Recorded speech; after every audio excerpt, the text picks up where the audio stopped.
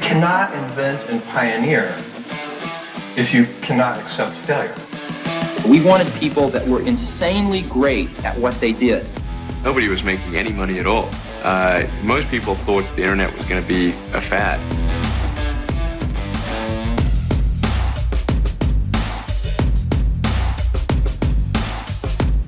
All right. Today on the podcast, I have someone that I was on her podcast and I had an amazing conversation. I was like, even halfway through, I'm like, I need to convince her to come on mine, one. But two, after she launched her podcast, I got all these people emailing me and like hitting me up, and leads came in. I was like, geez, she has an insane following. And she does. And so I've got Natalie Ellis here from Bossbabe. But Natalie, welcome to the podcast. Thanks for having me. And I'm glad that it was a success for you.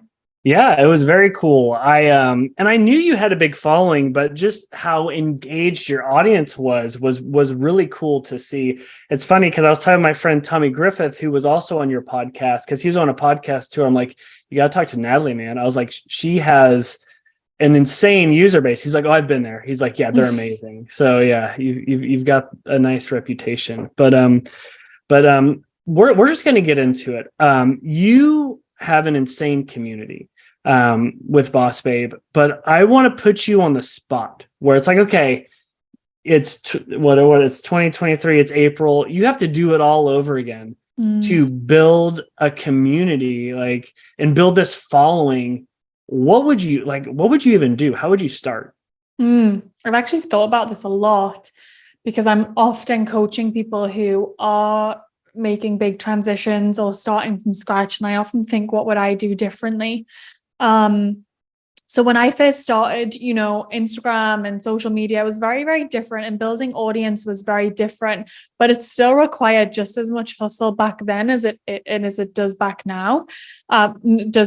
So one thing that I would definitely do is I just pick one platform to go all in on. And for me, that would probably be my email list or a YouTube channel. I'd really think about what's the one platform that I want to grow and that I want to create consistently good content on. And that would be the channel that I create really good long form content on. And then I'd have a team take that content, repurpose it, create it, a lot shorter content and put that out on social. But I really wouldn't be so worried about those metrics on social. It would be very much about, do I have a presence? Am I nurturing the community that's already there? And I'd be really thinking about the growth metrics on just one channel. If I was starting again too, I'd probably allocate some budget to paid. Again, you can grow organically, you totally can. But for me, if I was starting all over again, I'd want to go faster. And, I've been doing what I'm doing with Bossbabe for 7 years now. And so what you see is the result of 7 years of hard work. And if I was starting again and I wanted to take a shortcut to that, I'd be thinking about putting some money into paid, creating really good content, giving so much value, not necessarily thinking about what my ROI is for quite a while. And I think, again, that's why Bossbabe is successful. But I'd be thinking about, how am I giving so much value and how am I becoming known for this thing that I'm giving value on specifically? That's really good. So I want to get into like choosing that kind of category that way you want to own, but I want to back up. You said something really smart, like focus on one thing and do it really well. And you called out YouTube and you called out email. So would that be, I'm going to build a massive email list, one, or I'm going to build a great YouTube channel and really build the subscriber base? And it's choosing one of those, right? Yeah, exactly. Or even a podcast. And I generally choose one of those that have longer form pieces of content on there, because it's a lot easier to then build other channels when you start with long form. So let's say I pick YouTube as my primary channel and I'm creating one 60-minute video per week. That's a great piece of content to then spin out onto Instagram or TikTok if I choose to do those things. I might, wait 6 months before deciding to get an Instagram. But when I do, that's 6 months worth of long form videos I can send to an editing team, have that chopped up, and probably another 6 months of content created for me. And so I'm thinking in terms of that, when I first started my business, I wasn't necessarily thinking, how can I get the absolute most out of every minute of my time? But now I am. Like, even the conversation you and I had before the podcast, it was like, okay, let's create a completely different piece of content, because I don't want to create a piece of content that I've already created. It's not useful to me. It's not useful to you. It's not useful to my community or your community. I'd be thinking the exact same way starting from the beginning. How can I create one good piece of content that's different every single time and use that to then create other piece of content and spin it out? So I like the idea of YouTube, email list, or podcast being those main channels. I think, they're very easy to grow. You get a chance to really connect with your community. One thing you called out at the beginning of this podcast is I have a really good connection with my community. And that's not by chance. That's 7 years of delivering value every single week, delivering what I say I'm going to deliver. That's a lot easier to do when you have long form pieces of content. If someone reads a long form email from you or watches you on video for 60 minutes, they're going to feel slightly different towards you than if they just see a quick post that you made on Instagram. And so that's generally how I think about building community, building audiences, starting all over again. And again, something I think I've done really well is focused on my community and never really taken those shortcuts to revenue. And it means now I do have an amazing community that is monetized, but I didn't take shortcuts to get there. And I'd be thinking about the same thing, because products come and go, but your community stays. And that's been really powerful for me as I've evolved, as my business has evolved, as my desires, interests, and their desires and interests have changed. They still remain. And it's the products that change to serve all the different life stages that we're at. All right. You said like 10 things that I want to go deeper on. I'm trying to choose my own adventure here. I want to talk about, you said something like you were really intentional on focusing on your community, even in the early days and now. What are some tactical things you could say? I'm like, okay, done. I'm going to go YouTube. I'm going to do podcast or email. I love that point on long form. You're building this content. How do you then latch on this idea of community? Because I think there's a difference between having an audience versus a community, right? It's either like one to many versus it's like one to one and a lot of engagement. What are some things people can think through when wanting to build that community? And this is very selfish as we're building our email list and podcast, because I'm like, man, I'm not engaging as I should. What are some things people should do? Well, for starters, I think people might be surprised to know I reply to every single email that I get as a response to my newsletter, and I reply to every single DM that I get on my Instagram. And it's not something that I outsource. I generally, if someone tells me, oh, such and such signed up to my program because they heard about me through you, I know who that person is. And that's the way that I've thought about community. It's not that I put out a piece of content or I put out a product and I'm kind of putting it out there to a number of people. I'm putting it out there to specific people. And I feel like I have that real connection with them. And I know you sometimes hear people say that, but I really mean it. And I think the people that have strong communities also really mean it. There are certain things and principles that I've always stuck to make sure that I never ruin that relationship with my community. One of them, for example, is if I release a program, I release it at the lowest price it'll ever be, because I know the people that buy it right away are the people that know, like, and trust me the most. You will never find me doing a Black Friday sale 6 months later and offering this program at a reduced price. That is going to make those fast movers, those loyal customers, feel so unseen. I'd never do it. You'll never see me bring someone onto the podcast that I don't actually trust or believe in, and I will not have them share their knowledge with my audience because I believe that they're a conduit to like coming through me. And I feel like people who listen to me having conversations with them are going to trust them because I trust them, and I'll never compromise like that. I won't upload an interview if it wasn't very good. And on one side of things, does it lose me money? Sure. On the other side of things, does it lose me relationships? Sure. It's actually lost me one relationship in particular. And I don't really care. I'm not really doing it for the relationships and the money. I'm doing it because I really honor and value my community. And like I said, when you think like that, you're thinking long term. I'm thinking about being here 10 years from now. I'm not thinking about what does my profit look like 1 year from now. And I think that's the real difference between audience and community building. That's cool. I think having that long view gives you an unfair advantage against those that just have kind of a short-term view, because you're going to have totally different actions and motives. So as you're able to engage with community, that also tells me you have a very impressive content machine that you've built to support all of this output. And there's a lot of things out there on like, and I love your point of long form, because then you can turn to short form content. What are some other things you do that maybe people aren't doing, or that aren't emphasized enough to run a good content machine? Because it's something everyone's trying to do, but not a lot of people are doing well. Systems are everything. Systems are absolutely everything. And so we have built out some really good content operating systems where when I create a long form piece of content, just like this podcast interview, it gets uploaded into a certain place in our ecosystem. And that will trigger a lot of automated task creation inside of Asana. And it will be delegated automatically to certain people on my team who will then know exactly what to do with the content. So let's say I finish recording a 60-minute piece of content, I upload it automatically, a series of triggers will happen. I feel like I need to sell this operating system at some point, but it will automate a series of actions that will be delegated automatically and people know what to do. And so it's almost like you put a 60-minute video in the system and out pops 10 6-minute videos. And it's very automated.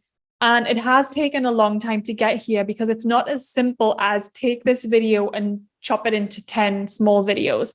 There's a real formula to do it because, if you just pick some random clips, sure, you might create the content, you might tick the box, but it's going to get no engagement. And so it's not necessarily about being efficient, but it's about being effective.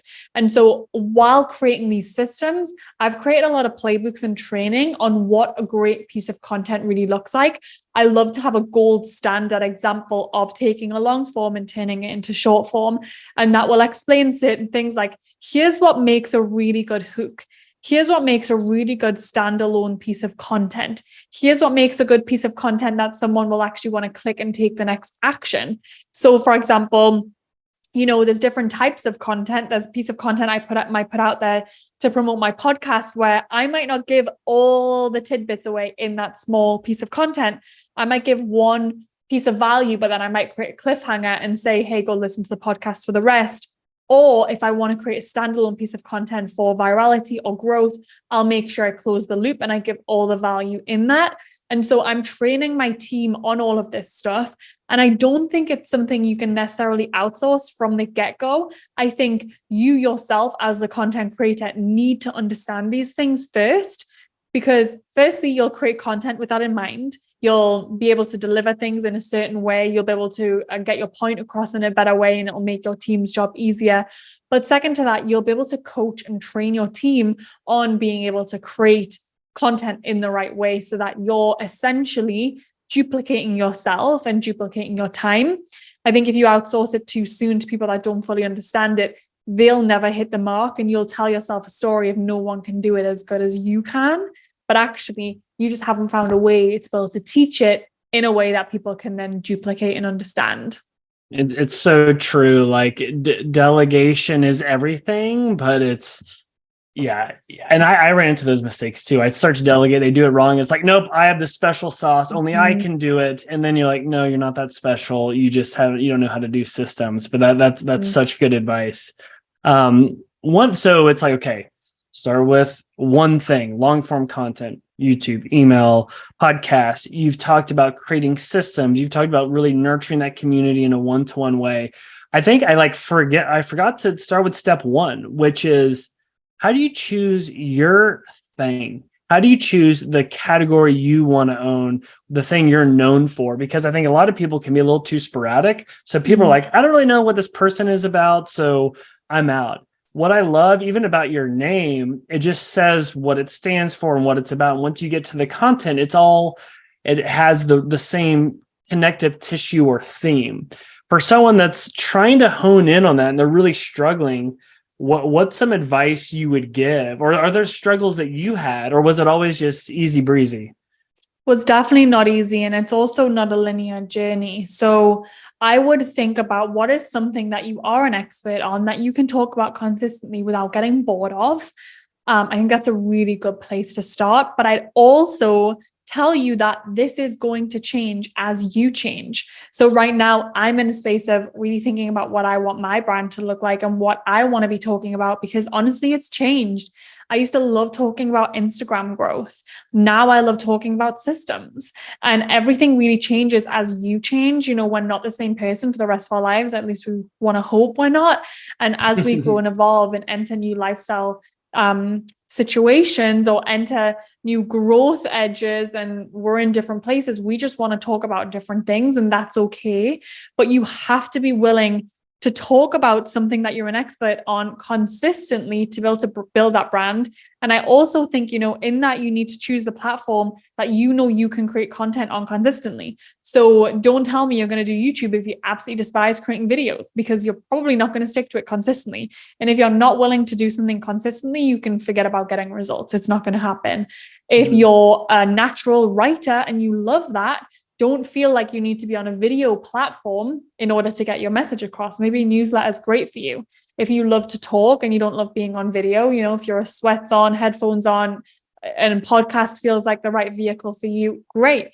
There's no one size fits all for everyone, but you have to be willing to commit to something that you can do consistently. And I also think, taking a step further, what one content format can you master? I don't see a lot of mastery these days. And I think it's really important personally. When I first started, I decided I was going to do Instagram, and I wasn't throwing everything at the wall and hoping it sticks. I was really good at writing. I didn't love being on camera. And I decided, you know what? I'm going to get really, really good at writing viral quotes. And that's all I did. That's the one content piece that I mastered. I really honed that craft. I was posting at least 4 times a day, 7 days a week, taking no breaks, honing that craft. And then as my brand started to evolve, as I started to evolve, I thought about, okay, what's the next piece of content that I want to be able to hone in? I started a podcast way later than people would imagine. I'd been in business 4 years, I think, before I started my podcast, maybe 5. And a lot of people were saying, you know, you should have started it so long ago. It could have been so big. And I say, I doubt it, because I was already focused on mastering something else. And so while I could have had a podcast at a certain size and an Instagram at a certain size, you know, I don't have almost 4 million followers by chance. I have that because I focus there. I focus my energy there. And where you focus, your results are. And now that I'm really interested in podcasts, I'm focused on podcasts. And I know that I'm not straddling strategies. I've outsourced the Bossbabe Instagram to one of our team. And I'm focused on, okay, what does it look like to become a really good podcaster? What do I need to know to be able to master this content format? And I just see so often we spread ourselves so thin.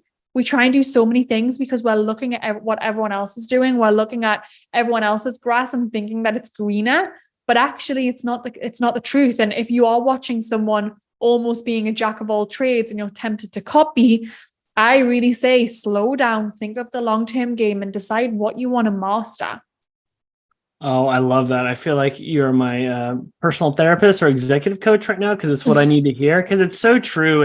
And I think we're all guilty. I can be guilty. It's like, oh, that worked well for them on LinkedIn or Twitter. I'm going to do that for me, but I'll have a better hook or whatever. But it's like, think differently as far as like, what's the thing that you can have your own unique spin on and really master? It's like doing less rather than more, but doing it really well. And I like how you indirectly said, I had my sites on Instagram. I figured that out and I did it really well. And then you could delegate and elevate somebody. And now it's like podcasts, like, let's figure that out. Even just like comparing podcast notes, what are you seeing that has had like non-linear leaps in growth with podcasts, or even like you could even go back to Instagram? It's like, it sounds like you figured out that format that worked well, that helped get like a non-linear leap. But we'll stick with podcasts. Like, what are some things that are working or some struggles that you have? Because I can even compare notes as well on my end. I think with podcast, the biggest thing I'm seeing growth from is swapping ads on people's podcasts. You know, I learned this with Instagram. It's really hard to get your audience to jump platforms. So when I think about platform growth, I think about what can I do on that specific platform to help grow. And so swapping ads with people that have podcasts of a similar audience to yours. It's how I grew my Instagram back in the day. I would collaborate with other pages and we do shout outs for each other. That was just what you did. You did a shout out swap. Yeah. And if they had more followers, I would do more shout outs for them to kind of make it even. And I think that's a really good podcast growth strategy. Again, it's like what I said in the beginning, you have to hustle and you really have to put the work in. Not everyone just pulls out a microphone and all of a sudden becomes Alexandra Cooper, Joe Rogan. It doesn't happen like that. You have to hustle. You have to put that work in. Not every single person hits gold right away. And so thinking about, okay, how many people can I email today to get a podcast swap done? Or, how can I be reverse engineering what this person did for growth? But having that laser focus, I think pays off a lot. Yeah, no, that's really, really cool. It's funny. We haven't done as many of those, but they work really well. It's like, and obviously if you can get like a rainmaker, like big time guest, that always helps, but easier said than done. As we started doing distribution on YouTube and TikTok, that actually had a nice lift. Attribution's been a little tricky on that one, but overall we've seen the growth since we've done that. And what's interesting, we found, I don't know about you, but specific content categories perform extremely well. When we do like 10 startup ideas, you could start like in 24 hours or stuff like that, works really well. And even like roundup stuff, like I can't get Paul Graham or Sam Altman on the podcast yet, but we'll do like a roundup of like their quotes or best blog posts. But no, I think the swaps one, that's a really good call out. And it's cool to see it worked well with Instagram, and like you're seeing it work very well with podcasts. Yeah, that's a great idea on the roundups. I haven't done that yet. So what are you doing? You're pulling from other content and putting it all into an episode? So what we do is we found like Paul Graham had this this post on like how to start a startup from like the founder of YC. And it's a really long blog post. And we essentially did like the Cliff Notes version of like, hey, here's this awesome blog post. No one reads anymore. We're going to break it down for you. We did that. Sam Altman, he like turned 30 and he's like 30 things I learned at 30. And we did a breakdown of that. And it's kind of a fun way to switch it up. So you can just like, and we actually want to start doing it with books, like the 4-hour work week. It's like, okay, here's our summary and here's what it would look like today. Because it's a sneaky way to put Tim Ferriss or someone iconic in your headline without interviewing them. That's so smart. Will you use ChatGPT to summarize anything, or are you really doing your own thought process and evaluation of the content? I feel like you are on my browser. I was literally last night having it work on summaries because I always look for blog posts that'll summarize a book to get it for me. But I was playing with that. I was even playing with ChatGPT. I was like, take the top 10 nonfiction books on Amazon and rewrite a headline based off of those to like think of like a book. Just like, I'm just trying to play with it. I was even like, not to go too, it wouldn't do this, but like adult fiction books are like the most sold book on Amazon. So I was like, rewrite a title of an adult erotic book and give me a funny name of an author. So anyway. Oh my God, that is brilliant. But it doesn't do erotic stuff. So I was like, okay, I need to pump the brakes there. But it gave me ChatGPT's got boundaries.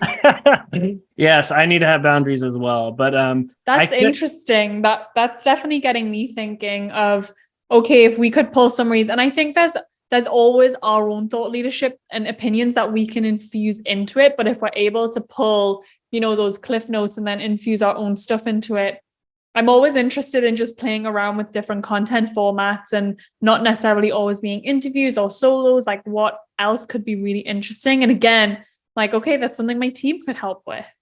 Yeah, I agree. Because everyone does the interview podcast, and there's times where it's great. And there's times where it's like, because even you were so kind. I was like, hey, here's some questions. And you're like, Jim, it's like, I've answered this question 9,443 times. Let's do something different. I'm like, you know what? You are right. Like, I hate that question too. We're switching it up. So yeah, but ChatGPT, it's your virtual assistant. It gives you the cheat sheet to do this stuff. One thing that I really want to hit on, because a lot of people also want to do something that you're doing, but they can't. You've found your niche, you've built your audience, you've built your community, but you've also been able to create amazing products, e-products, and different things that you're able to monetize. What like whenever you're thinking of launching a new product, What is that process like on how you figure out, hey, this is something my audience would actually want? Is it like a validation process, or you just kind of know? And any advice for someone that's looking to launch e-products? Okay, don't do this, do that. Yeah, so for me, I have to be really excited about something to create it, because a lot of our launching is organic. And so it requires me to create content around it. And I just will not create content that I'm not excited about and that I don't think will add value. So right now I'm thinking about the next product that we're going to create. It's been a while. I'm really ready. It's been a couple of years since we've created something new. I'm feeling really ready to do it. And for me, I've been thinking about, okay, what really excites me, what lights me up, and what phase of life am I in? And so that the content could be really organic around this. And what I'm loving right now is my life operating system that I created a couple of years ago. It's been helping me so much as I enter this new period of being a mom and a CEO and so many other things at the same time. And this operating system's been really powerful for helping me manage my life and not feeling like I'm constantly behind, and being able to find that work-life harmony that we all talk about and desire. So that feels really exciting for me. And I know I can't do it prematurely. I have to make sure whatever I create feels like it's complete. So that's kind of the period I'm in, where I'm doing my own work around it. Like, okay, if I was to distill exactly how I created this and how I implemented it, what would that look like? And that normally starts as a huge body of work. And then I'm simplify. So it's digestible. And then I already, feel like I know what my audience would want and not want. So I kind of already have a sense of whether they'd be interested or not. But I will ask a lot of questions along the way of, okay, why would this serve you? Why would this be powerful? Because I feel like in order for them to buy it and have their lives change, they have to have it speak to them, and they have to have it speak to their situation, and that their situation might be slightly different to mine. So there is research involved, but maybe not as much as if I was just starting out and I didn't feel like I knew my community as well as I do. If I was advising someone that is newer to the space, I would say, have you been working with these clients one-to-one? Have you really developed a methodology that's worked for them multiple times, and that replicating, you can get the same results? Are you able to tell me exactly why they need it, why they would buy it? I think all of that research generally is important. Yeah. That's very cool. And like, for listeners that are interested in some of the stuff that you offer, like, what's the best way to get into, whether it's like the membership program or like even just kind of list out all the things that you offer? Yeah, probably the best place to start would be going on bossbabe.com and taking a look. We have our membership and we have a couple of signature courses on there. If you're wanting to jump in with products, you could look there, or you could go on there and join our email list. We have a really good newsletter that goes out twice a week. It's called the Bossbabe Edit. And it's making business and marketing fun. It's like Gossip Girl meets, Harvard Business School. It's fun. That's a really good place to start. Obviously, our podcast, the Bossbabe Podcast, there's tons of free stuff out there, and we talk about what we do often enough that you'll generally be able to pick up whether something would be for you or not for you. Nice. Yeah. I mean, it's really impressive. You guys get a bossbabe.com membership, and what you get, I think it starts at like $48. Which is very approachable. And just everyone I've spoken to out of the society is very, very impressive. And I think mentorship is great, but like having the right peers is everything, just to like compare notes. Do you at all speak to like, or can you speak to the size of the company, whether it's other members or like revenue or anything, so people understand the scale? Yeah, I mean, we have thousands and thousands of members. I think ultimately we've had around 130,000 students through different programs and trainings and things that we've had. Hundreds of thousands of people on our email list who get our newsletter, multiple millions downloads on our podcast. So we're a pretty good size. We've been doing this for a while for sure.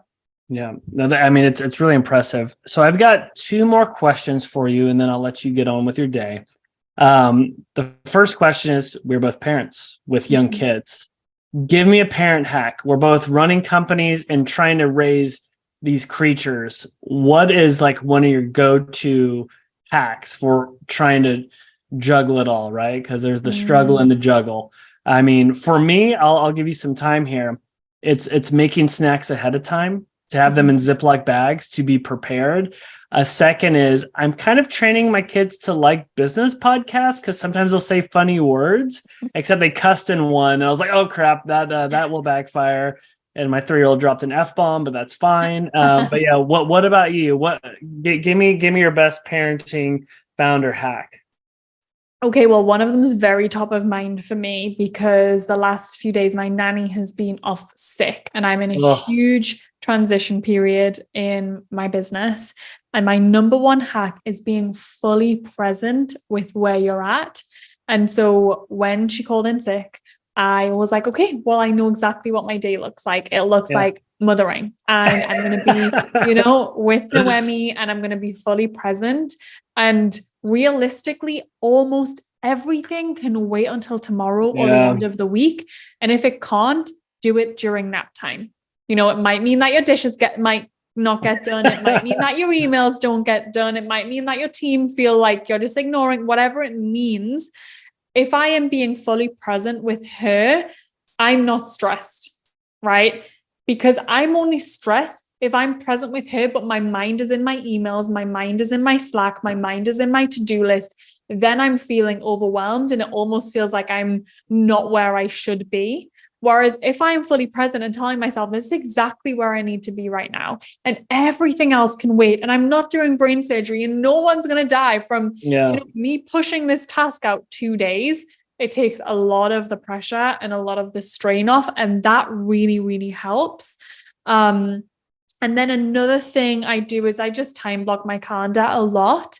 I'm nursing right now. It's why I told you when my hard stop is. I'm still nursing, and I made a commitment to myself that I wouldn't stop nursing just because my business needed me during hours that are, overlapping with nursing time. So I've been super clear on what my priorities are, and I time block around that so that I'm not having to make those sacrifices and I can do what's really important to me and then also get my other things done. I think it's always a balance. I don't think any of us feel like we're crushing it all the time. I definitely don't. Some weeks I'm like, whoa, I'm really feeling amazing. And other weeks I'm like, oh my God, I feel like I've been putting the washing machines and just hung out to dry. And I think that's just parenting.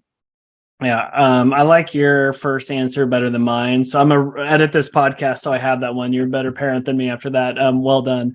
All right. So last question that I like to ask everybody. What is the nicest thing anyone's done for you in your professional career?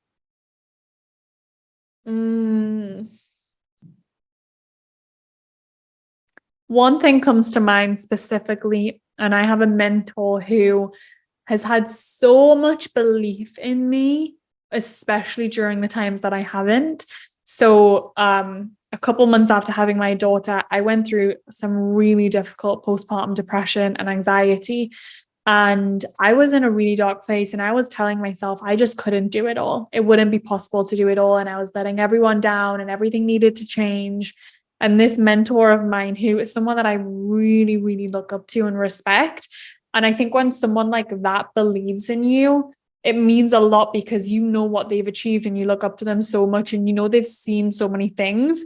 And so when that person was looking at me saying, listen, you're going to make it through this period, and it doesn't mean that your business needs to change completely. It doesn't mean that it needs to end. It doesn't mean that you need to put things away or let go of things. It just means you need to give yourself time. And I really believe in you, and I believe in where you're going, and I want to be part of that journey with you. I would say that's one of the nicest things that anyone's done for me.